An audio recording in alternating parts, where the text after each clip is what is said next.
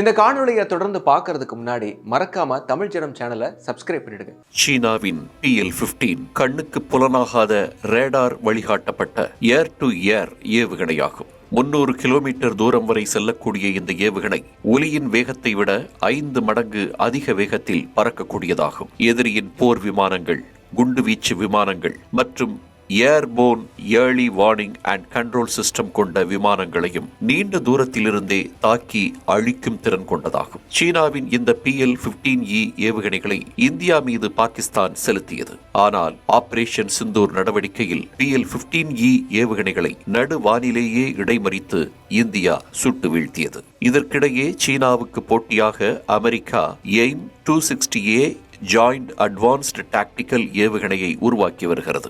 எந்த அதிநவீன ஏவுகணைகளையும் இடைமறித்து அழிக்கும் வான் பாதுகாப்பு அமைப்பில் முன்னணியில் உள்ள இந்தியாவும் அஸ்த்ரா ஏவுகணையை தயாரித்துள்ளது. இது சுமார் 100 கிலோமீட்டர் தூரம் வரை சென்று தாக்கக்கூடிய நீண்ட தூர ஏர் டு ஏர் ஏவுகணையாகும். இந்த சூழலில் ரஷ்யா தனது புதிய நீண்ட தூர ஏர் டு ஏர் ஏவுகணையான R-77 BVR-ஐ யுக்ரைன் போரில் பயன்படுத்தியதாக தகவல்கள் தெரிவிக்கின்றன. Su-35S பிளாங்கர் மல்டிரோல் போர் விமானம் அதன் உடற்பகுதியின் கீழ் உள்ள தூண்களில் 2 R-77 BVR ஏவுகணைகளுடன் பறந்து செல்வதை ஒரு புகைப்படம் காட்டுகிறது. யுக்ரைன் போரில் ரஷ்யா பயன்படுத்திய ஆயுதங்களுடன் தொடர்புடைய ஒரு சிதைவில் இருந்து மற்றொரு புகைப்படமும் வெளியாகி இருக்கிறது. அது வெட்டப்பட்ட சிலுவை வடிவ வால் துடுப்புடன் கூடிய ஏவுகணையின் பகுதிகளை காட்டுகிறது. இது ரஷ்ய R-77M BVR ஏவுகணையைச் சேர்ந்தது என்று பாதுகாப்பு நிபுணர்கள் தெரிவித்துள்ளனர். கண்ணுக்கு புலனாகாத R-77M BVR ஏவுகணை 160 கிலோமீட்டர் தூரம் வரை சென்று தாக்கக்கூடியது என்றும் மேற்கத்திய பாதுகாப்பு நிபுணர்கள் நம்புகிறார்கள். அமெரிக்காவின் எய்ம் 120C-7 ஏவுகணையை விட ரஷ்யாவின் R-77M ஏவுகணை உயர்ந்த தொழில்நுட்பம் மற்றும் அதிவேகம் கொண்டது என்று ரஷ்ய சிறப்பு படை மற்றும் ஏவுகணை உற்பத்தி அமைப்பான வைம்பல் தெரிவித்துள்ளது. ரஷ்யாவின் R-77-1 ஏவுகணையின் வளர்ச்சியாக மிகவும் மேம்பட்ட வகையில் R-77M உருவாக்கப்பட்டிருக்கிறது.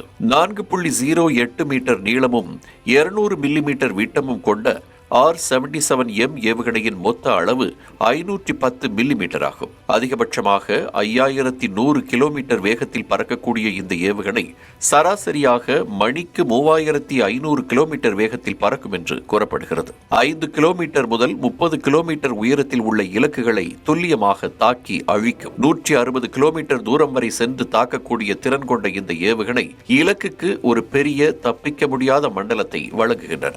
விமான எதிர்ப்பு ஏவுகணைகளை அழிக்கும் R-77M ஏவுகணை தனக்கு பின்னால் இருந்து தாக்க வரும் ஏவுகணைகளையும் துல்லியமாக சுட்டு வீழ்த்தும். சப்சானிக் ஏவுகணைகளையும் ஹைப்பர்சோனிக் ஏவுகணைகளையும் கதிர்வீச்சு எதிர்ப்பு ஏவுகணைகளையும் மற்றும் குரூஸ் ஏவுகணைகளையும் குறிவைத்து தாக்க இந்த ஏவுகணையை பயன்படுத்த முடியும். ஏற்கனவே 2023 ஆண்டு விமான விபத்தில் பலியான யுக்ரைன் விமானப்படையின் MiG-29 விமானி ஆண்ட்ரி ஜூஸ் பில்ஷிகோவ் ரஷ்யாவின் R-37M ஏவுகணை தங்களை திணறடித்தது என்றும் ஏவுகணையை இடைமறிக்க கூட நேரமில்லை என்றும் வான் போரில் ரஷ்யா ஆதிக்கம் செலுத்துகிறது என்றும் கூறியிருந்தார். மேலும் R-37M ஏவுகணை ஏவப்பட்டால் மரணம் நிச்சயம் என்றும் தெரிவித்திருந்தார். இந்நிலையில் யுக்ரைனுக்கு எதிராக ரஷ்யா மேம்பட்ட ஏவுகணையான R-77M பயன்படுத்தியிருக்கிறது.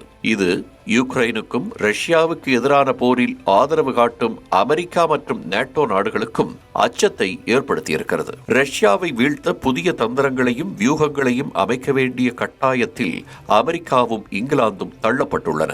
ஏர் டு ஏர் ஏவுகணை மேம்பாட்டில் அமெரிக்காவின் ஆளுமை குறைய தொடங்கியிருக்கிறது. முன்னணியில் நிற்கும் சீனாவுக்கு இணையான ஏவுகணையை தயாரித்து மேற்கு உலகையே நடுங்க வைத்துள்ளார் ரஷ்ய அதிபர் புதின். தேர்தல் அரசியல்வாதிகளுக்கான களமா அல்லது ஜனங்களின் களமா? ஒருபுறம் அரசியல்வாதிகள் வகுக்கும் வியூகம், மறுபுறம் ஜனங்கள் போடும் கணக்கு. இறுதி வெற்றி யாருக்கு? தெரிந்து கொள்ள களமிறங்கும் தமிழ் ஜனம்.